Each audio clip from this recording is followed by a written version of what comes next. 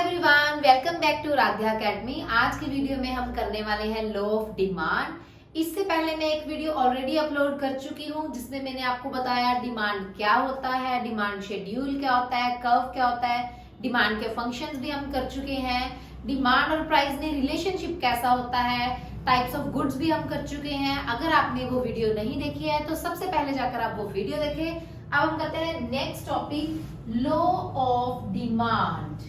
इससे पहले मैं थोड़ा सा रिकैप दे दूं कि डिमांड क्या होता है। डिमांड क्या होता है, जिसमें मैंने बताया था कि एक कंज्यूमर कितना विलिंग है कुछ बाय करने के लिए। अब विलिंग तो ऐसे तो हम तो बहुत ज्यादा विलिंग होते हैं कि हम ये भी ले लें, ये भी ले लें, लेकिन हमारा कुछ बजट भी तो होता है।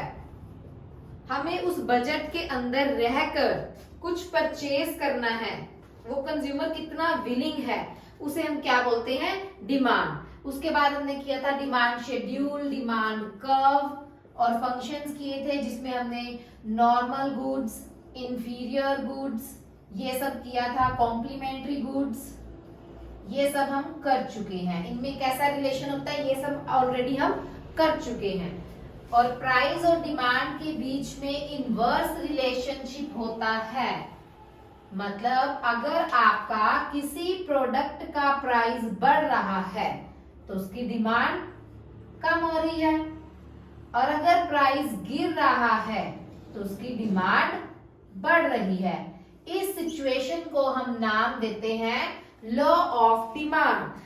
It means the law of demand states that other things remain constant, then there is an inverse relationship between price and demand. If price is rise, demand will fall. ये हमने लॉ ऑफ डिमांड में सीखा। इसे हम करेंगे diagram की help से। Suppose मेरे पास किसी प्रोडक्ट का प्राइस इस टाइम 10 रुपीज है और उसकी क्वांटिटी डिमांड जो है 100 है, लेकिन जैसे ही उस प्रोडक्ट का प्राइस 10 से 9 गिरा तो उसकी डिमांड जो 100 से 150 बढ़ गई। जैसे ही मेरी डिमांड 9 से 8 हुई वैसे ही मेरे प्रोडक्ट की डिमांड 150 से 200 होगी। इस सिचुएशन को हम नाम देंगे लॉ ऑफ डिमांड, और इसको मैंने एक टेबल में रिप्रेजेंट किया है। जब हम अपने डिमांड को टेबल में रिप्रेजेंट करते हैं, टेबुलर रिप्रेजेंटेशन को हम क्या नाम देते हैं, डिमांड शेड्यूल। अब मैं इस शेड्यूल को ग्राफ पे रिप्रेजेंट करूंगी और उसे हम नाम देंगे डिमांड कर्व। मतलब टेबुलर रिप्रेजेंटेशन को आप डिमांड शेड्यूल बोलोगे, ग्राफिक रिप्रेजेंटेशन को आप डिमांड कर्व बोलोगे। और ये भी हमारे पास दो तरह की होती है, एक मार्केट, एक individual. Same as it is market demand schedule, individual demand schedule, market demand curve, individual demand curve. ये मेरा एक्स एक्सिस, वाई एक्सिस, यहाँ पर मैं अपनी क्वांटिटी शो करूंगी यानी क्वांटिटी डिमांड, यहाँ मैं अपना प्राइस लेवल शो करूंगी। अगर मेरा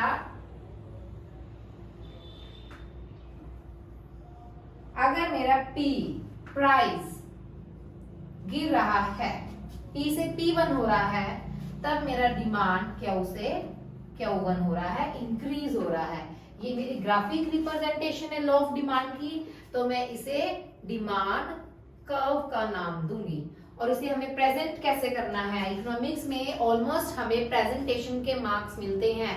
कंसेप्ट अगर आपके क्लियर है, आपको सब आता है, आप उसे प्रॉपरली एक्सप्लेन नहीं कर पा रहे हो, तब आप कभी भी स्कोर नहीं कर पाओगे। इकोनॉमिक्स में प्रेजेंटेशन बहुत मैटर करती है as well as business studies में। अब इस ग्राफ को कैसे रिप्रेजेंटेशन करेंगे, the above graph represent that on OX axis shows quantity demand and on OY axis shows price when P यानी price falls from P to P1 then are quantity, यहां पर आगे आप लिखेंगे then are quantity increase from Q to Q1 and this above explanation shows that law of demand. Clear? Next है हमारा demand की कुछ assumptions, कुछ exceptions. assumptions होती है कि हम मानकर चलते हैं कि डिमांड में ये सब होगा. एक्सेप्शन होती है कि कुछ ऐसे रूल्स हैं, कुछ ऐसी चीजें हैं, कुछ ऐसी बातें हैं जिनमें लॉ ऑफ डिमांड एप्लीकेबल नहीं होगी. assumptions में क्या मानेंगे? Taste and preference of consumer remains constant. Consumer का टेस्ट और प्रेफरेंस बिल्कुल सेम रहेगा, चेंज नहीं होगा, ये assumption इसमें मानकर चलेंगे. There is no change in income of buyer. अब बायर है उसकी इनकम भी सेम रहेगी, ना कम होएगी ना ज्यादा होएगी. Price of related goods, related goods मैंने कराए थे, रिलेटेड गुड्स में भी उसका कोई चेंज नहीं होगा. कमोडिटी रिलेटेड गुड्स में हमने किए थे substitute goods, normal goods. Commodities do not expect any change in near future. आने वाले टाइम में किसी भी कमोडिटी का प्राइस ना तो घटेगा ना बढ़ेगा, बिल्कुल सेम एज इट इज रहेगा. ये assumptions हम मान के चलेंगे लॉ ऑफ डिमांड के लिए. लॉ ऑफ डिमांड आपका 6 मार्क में या 5 मार्क में लॉन्ग क्वेश्चन भी आ सकता है जिसमें लॉ ऑफ डिमांड पूरा एक्सप्लेन करना है, उसका मीनिंग, डायग्राम, ग्राफ, टेबल, कुछ assumptions भी पूछ लेंगे, कुछ exceptions भी पूछ लेंगे. exceptions का आपका assertion reasoning का क्वेश्चन बना के भी पूछ लिया जाएगा, MCQs बना के भी पूछ लिया जाएगा कि कुछ ऐसी बातें होती हैं, कुछ ऐसी चीजें होती हैं जिसमें हमारी लॉ ऑफ डिमांड एप्लीकेबल नहीं होती है. Article of distinction. Article of distinction का मतलब होता है कि ऐसे गुड्स जिनकी डिमांड बहुत ज्यादा होती है तब जब उनका प्राइस बहुत ज्यादा होता है, जब उनका प्राइस बहुत हाई लेवल पर होगा, ऐसी गुड्स की डिमांड भी हाई लेवल पे होगी. फॉर एग्जांपल आप डायमंड का एग्जांपल ले सकते हैं. डायमंड का प्राइस हमेशा हाई रहता है और उसकी डिमांड भी हमेशा हाई रहती है, लेकिन लॉ ऑफ डिमांड तो ये कहती है कि जब आपका प्राइस बढ़ेगा तो डिमांड कम होगी. तो इट मींस इस रूल में लॉ ऑफ डिमांड एप्लीकेबल नहीं हो रहा, क्योंकि इसमें तो जब प्राइस बढ़ रहा है डिमांड भी बढ़ रही है, और ये तो कहता है कि लॉ ऑफ डिमांड तो कहते हैं कि जब प्राइस बढ़ेगा डिमांड कम होगी. इसलिए आर्टिकल ऑफ डिस्टिंक्शन में यानी ऐसे गुड्स जिनकी डिमांड तभी होती है जब उनका प्राइस बहुत ज्यादा होता है, तो ऐसे इसमें ये एप्लीकेबल नहीं होगा law of demand. Given goods, एक मैंने आपको बताया था इंफीरियर गुड्स, एक गिवन. इंफीरियर में भी मैंने कहा था कि वो घटिया क्वालिटी का होता है. घटिया आई मीन टू से उसकी क्वालिटी, उसका स्टैंडर्ड थोड़ा सा लो होता है. गिवन उससे भी नीचे आ जाएगा, इसकी डिमांड गिर जाएगी जब प्राइस गिर जाएगा. इसे गिवन पैराडॉक्स भी बोलते हैं. तो इसमें भी लॉ ऑफ डिमांड एप्लीकेबल नहीं होगी क्योंकि बिल्कुल अपोजिट जा रहा है. Last most important, irrational judgement. ये डिपेंड करता है पर्सन टू पर्सन यानी उनकी जजमेंट पे. अब जैसे रिचर सेक्शन और पुअर सेक्शन का एग्जांपल लेते हैं. ऐसी चीजें जो रिचर अफोर्ड कर पा रहे हो, पुअर नहीं अफोर्ड कर पा रहे, वो उनकी जजमेंट है. ऐसी चीजें जो पुअर सेक्शन यूज कर रहा है वो रिचर सेक्शन नहीं यूज कर रहा, वो उनकी जजमेंट है. जैसे अब richer section for example branded clothes prefer कर रहा है, पुअर नहीं कर सकता, तो उस टाइम पुअर तो जो है वो लोकल कपड़े की डिमांड होगी उनके लिए और उनके लिए ब्रांडेड की होगी. और यहाँ पर एक और एग्जांपल ले सकते हो आप इरैशनल जजमेंट के लिए, organic and inorganic products. Organic and inorganic. अब रिचर सेक्शन है वो ऑर्गेनिक प्रेफर करेगा, पुअर इनऑर्गेनिक प्रेफर करेगा. तो it means judgement, irrational judgement. Judgement के ऊपर डिपेंड करेगा कि किसका प्राइस बढ़ रहा है तो किसकी डिमांड बढ़ रही है, किसका प्राइस गिर रहा है तो डिमांड. इसमें भी लॉ ऑफ डिमांड एप्लीकेबल नहीं होगा. तो ये थी हमारी कुछ एक्सेप्शंस, कुछ assumptions law of demand. Next topic है हमारा जब हमारी डिमांड या फिर क्वांटिटी डिमांड में चेंज आ जाता है.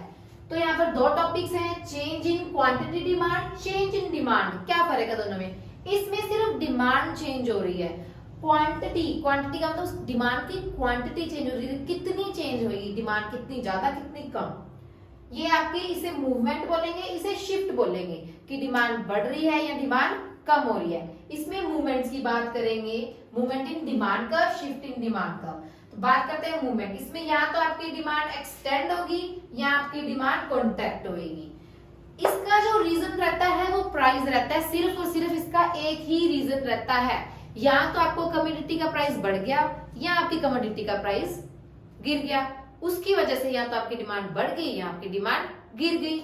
लेकिन जब हमारी डिमांड कर्व डिक्रीज होती है या इंक्रीज होती है, उसमें प्राइस का कोई रोल नहीं रहता है, उसमें प्राइस के अलावा अदर फैक्टर्स जो कि अभी हम डिस्कस करेंगे, प्राइस के अलावा बाकी जितने फैक्टर्स हैं वो रहते हैं। मैं दोबारा बता रही हूँ, या तो आपकी डिमांड एक्सटेंड होगी या कॉन्ट्रैक्ट होगी, उसका रीजन सिर्फ और सिर्फ प्राइस रहेगा। या अगर आपकी डिमांड कर्व शिफ्ट हो रही है डिक्रीज, बैकवर्ड साइड भी बोलेंगे इसे, इंक्रीज हो रही है तो इसे फॉरवर्ड भी बोलेंगे, उसमें प्राइस आपका रिस्पॉन्सिबल नहीं है, प्राइस के अलावा जो बाकी फैक्टर्स है वो रिस्पॉन्सिबल रहेंगे। ये हम डायग्राम के थ्रू क्लियर करेंगे। Extension of demand and contraction, movements की अगर मैं बात करूं, हम मूवमेंट्स की बात कर रहे हैं डिमांड की। अगर सपोज करो आपका प्राइस पहले 5 था, तब आपकी डिमांड उसकी 1 थी, लेकिन जब आपका प्राइस 5 से 1 हो गया यानी गिर गया, तब मेरी डिमांड 1 से 5 होगी। देखो ये एक्सटेंशन का केस है कि मेरी डिमांड एक्सटेंड होगी, इसमें कौन रोल प्ले कर रहा है? प्राइस। प्राइस की वजह से ही सारे चेंजेस आ रहे हैं कि या तो प्राइस बढ़ेगा या गिरेगा। अब यहाँ प्राइस गिर रहा है तो डिमांड बढ़ रही है, इसको डायग्राम में कैसे एक्सप्लेन करेंगे?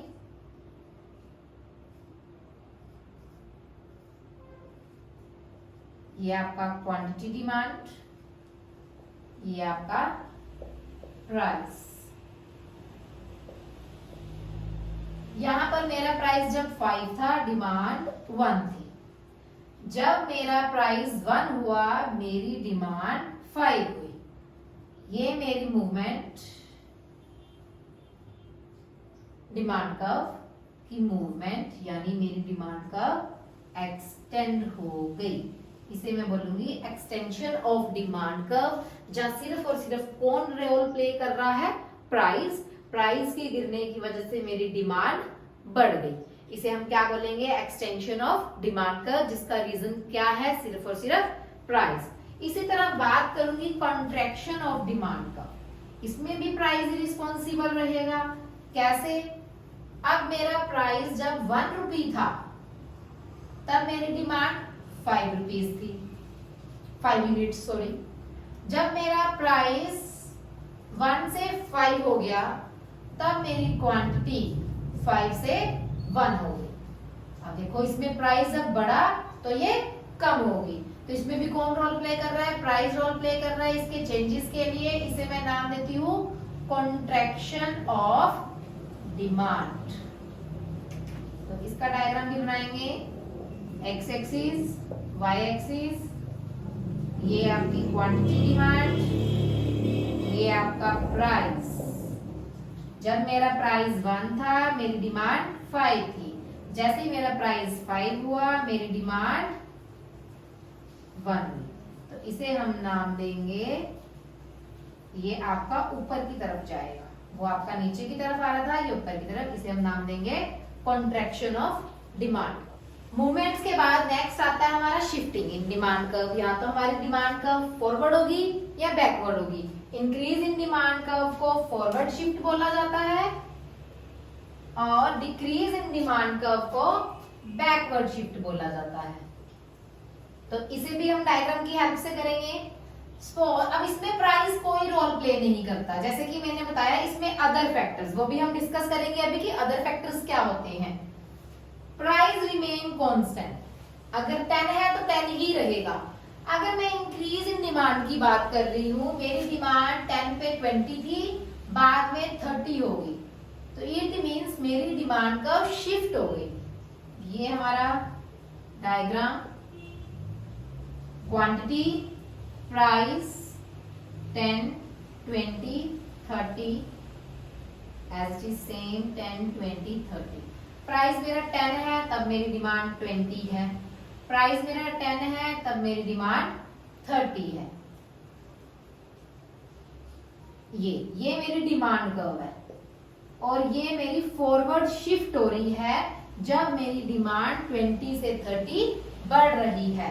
अब देखो इसमें प्राइस रिमेन कांस्टेंट, कोई रोल प्ले नहीं कर रहा और मूवमेंट में प्राइस ही रोल प्ले कर रहा था। यही सबसे बड़ा डिफरेंस है मूवमेंट्स में और शिफ्टिंग इन डिमांड कर्व में। तो इसके साथ साथ आपको डिफरेंस भी क्लियर हो रहा है कि प्राइस सेम, डिमांड में चेंज हुआ, डिमांड बढ़ गई, इसे फॉरवर्ड शिफ्ट भी बोला गया। ये इसका डायग्राम है, इसे इंक्रीज इन डिमांड कर्व भी बोला जाता है। अगर मेरी डिमांड पहले 30 थी, अब 20 हो गई, तो मतलब अब मेरी डिमांड क्या है, कम होगी। अब मेरी डिमांड कर्व शिफ्ट हो जाएगी बैकवर्ड, पीछे की तरफ, जिसे बैकवर्ड शिफ्ट भी बोला जाता है और डिक्रीज इन डिमांड भी बोला जाता है। 10, 20, 30, 10, 20, 30। जब मेरा प्राइस 10 था, मेरी डिमांड 30 थी। जब मेरा प्राइस 10 है, मेरी डिमांड 20 है। यानी अब ये मेरी बैकवर्ड शिफ्ट हो रहा है डिमांड कर्व का। इसे डिक्रीज इन डिमांड कर्व या फिर बैकवर्ड शिफ्ट भी बोला जाता है। और इसका रिस्पॉन्सिबल कौन है, इसका मेन रीजन क्या है, वो हम अब करेंगे। इसका रीजन प्राइस नहीं है और मूवमेंट्स का रीजन क्या था, सिर्फ और सिर्फ प्राइस। तो अगर इसका रीजन प्राइस नहीं है तो फिर इसका रीजन क्या है? अदर फैक्टर्स जो हम इतनी देर से बात कर रहे हैं, वो अदर फैक्टर्स क्या हैं? वो अदर फैक्टर्स कुछ भी हो सकते हैं। आप एज अ कंज्यूमर खुद सोचिए, आपकी डिमांड कब बढ़ेगी? आप किसी चीज को लेने के लिए कब कंफर्टेबल होगे? जब आपकी इनकम बढ़ जाएगी, यानी when the income of consumer is increase, तब डिमांड बढ़ जाएगी। अगर इनकम कम हो गई तो फिर डिमांड कम हो जाएगी। इसी तरह अगर मैं सब्स्टिट्यूट गुड्स की बात करूं, अब सब्स्टिट्यूट गुड्स क्या होते हैं आपको पता ही है, जिसमें मैंने एग्जांपल दिया था कि इनके पास ऑप्शन होता है। अगर इन्हें एक नहीं मिली तो नहीं सही, दूसरी है हमारे पास, जैसे टी नहीं मिल रही तो इट्स ओके, हम कॉफी से काम चला लेंगे। टी का प्राइस बढ़ गया तो कॉफी की डिमांड बढ़ जाएगी, टी का प्राइस गिर गया तो कॉफी की डिमांड गिर जाएगी। ये हम सब्स्टिट्यूट गुड्स का लास्ट वीडियो में अच्छे से डिस्कस कर चुके हैं विद डायग्राम। तो अगर सब्स्टिट्यूट गुड्स का प्राइस बढ़ जाता है तब भी हमारी डिमांड का इंक्रीज हो जाएगी। इसी तरह अगर कॉम्प्लीमेंट्री गुड्स का प्राइस गिर जाता है, कॉम्प्लीमेंट्री गुड्स जो एक दूसरे के बिना नहीं रह सकते, ये भी हमने डिस्कस किया था लास्ट वीडियो में। अगर इनका प्राइस गिर जाता है तो डिमांड जो है वो बढ़ जाएगी, और अगर इनका प्राइस बढ़ जाता है तो डिमांड कम हो जाएगी। तो मैं दोबारा से बता रही हूं, अभी तक मैं 3 रीजंस बता चुकी हूं कि अगर इनकम बढ़ती है तो हमारी डिमांड बढ़ती है। अगर सब्स्टिट्यूट गुड्स का प्राइस बढ़ता है हमारी डिमांड बढ़ती है। ठीक है, ये इंक्रीज इन डिमांड के रीजंस हैं और ये डिक्रीज इन डिमांड कर्व के रीजन है कि इनकम गिरती है तो डिमांड कर्व गिरती है, सब्स्टिट्यूट गुड्स का प्राइस गिरता है तो डिमांड कर्व गिरती है। इसी तरह कॉम्प्लीमेंट्री गुड्स, इनका प्राइस अगर गिर रहा है तो डिमांड कर्व बढ़ रही है, बढ़ रहा है तो डिमांड कर्व गिर रही है। एक और रीजन, अगर आपको लगता है एज अ कंज्यूमर, अगर आपको लगता है कि इन नियर फ्यूचर आगे जाके इसका रेट कम होने वाला है तो उसकी डिमांड अभी क्या हो जाएगी, गिर जाएगी। और अगर आने वाले टाइम में इसका प्राइस बढ़ने वाला है तो उसकी डिमांड अभी बढ़ जाएगी।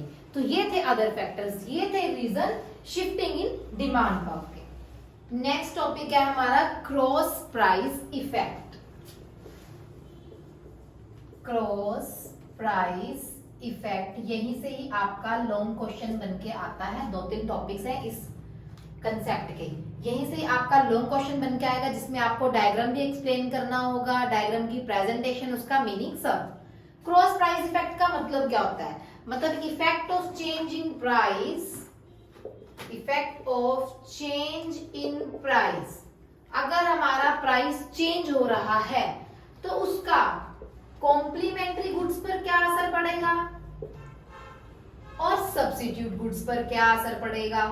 इसे हम बोलते हैं क्रॉस प्राइस इफेक्ट। ये आपसे वन वर्ड में भी पूछ लिया जाएगा। इसका मीनिंग की क्रॉस प्राइस इफेक्ट क्या होता है, effect of change in price on complementary goods as well as substitute goods. तो पहला टॉपिक हम उठाएंगे सब्स्टिट्यूट गुड्स का। सब्स्टिट्यूट गुड्स आई होप अब तक आपको याद हो ही गया होगा, क्योंकि हम इतनी बार डिस्कस कर चुके हैं कि सब्स्टिट्यूट गुड्स क्या होते हैं। सब्स्टिट्यूट गुड्स, इसका इंक्रीज सिचुएशन में क्या फर्क पड़ेगा और डिक्रीज सिचुएशन में क्या फर्क पड़ेगा।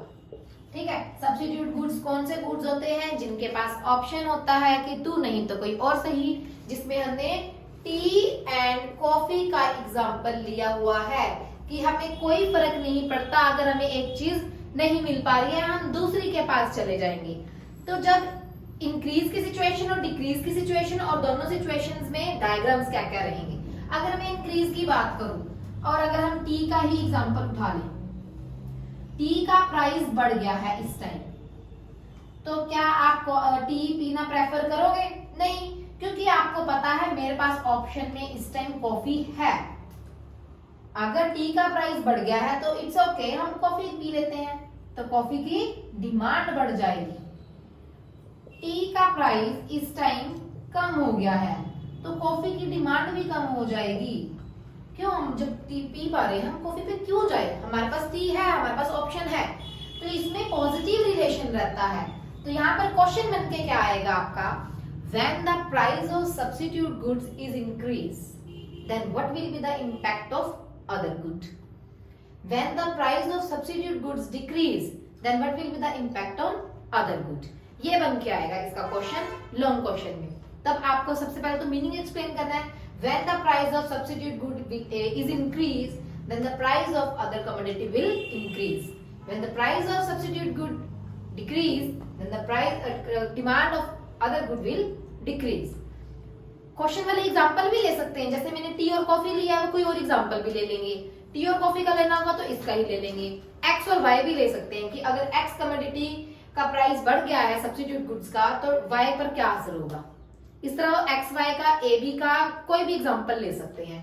अब सिर्फ मीनिंग से काम नहीं चलेगा, इसको हमें डायग्राम बनाकर प्रॉपर एक्सप्लेन भी करना है।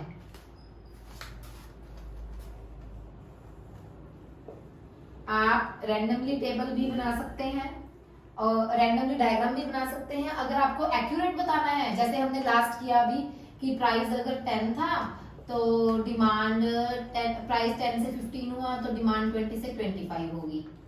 प्राइस जब बढ़ा तो कॉफी की डिमांड बढ़ गई, तो इसका डायग्राम बना देंगे।